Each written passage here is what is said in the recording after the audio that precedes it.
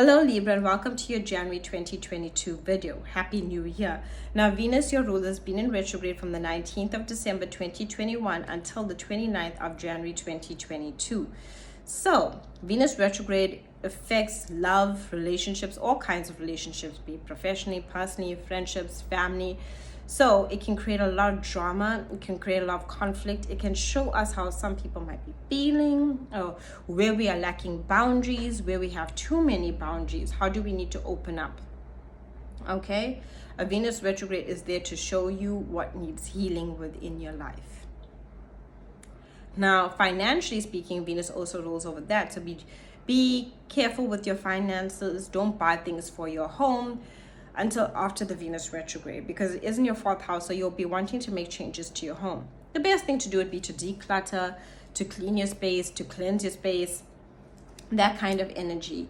When it comes to the Venus retrograde in the fourth house, this can create some conflict within family members, be it people that you see as family or actual family. So allow for yourself to spend some time in healing and like self-care, to understand and come to a place where you set boundaries within these situations. On the 2nd of January, we have a new moon happening in your fourth house. This allows for a new beginning when it comes to your home life, your emotional self, your physical sense of self and stability within your home, emotionally too. This will also offer you some support emotionally from others, especially when you're feeling sensitive. People might just say something kind to you, and it might really matter, and it might touch your heart and make you feel better. So allow for that energy. On the 3rd, we have Mercury joining Saturn in your 5th house. So this is about being very serious about your creative ideas. Extremely serious about your creative ideas. You might even be serious about wanting to have fun. Like you're like, I gotta do this. This is my plan. This is where I want to have fun. This is where I want to go. This is what I need to do to have a good time. This is what I need to enjoy life. Remember, you're going through all that 4th house energy of family, of healing, and feeling like certain things are out of place within your family dynamic. Certain things don't make sense right now.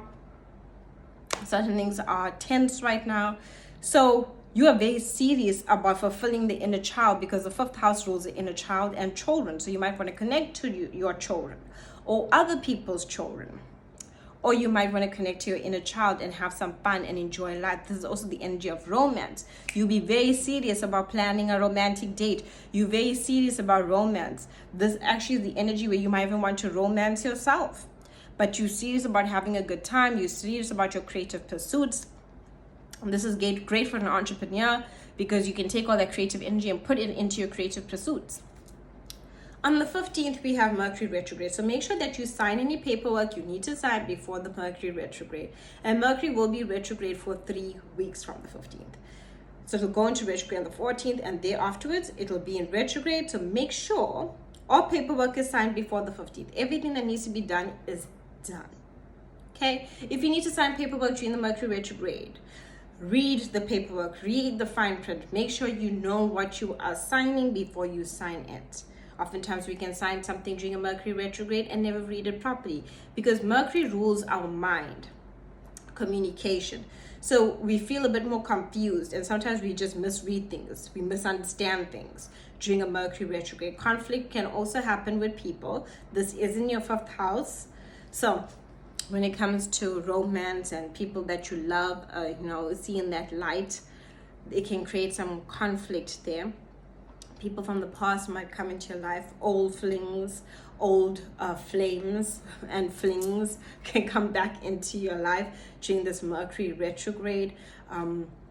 Just allow it for time to review the past, so you can move forward with a better understanding into your future.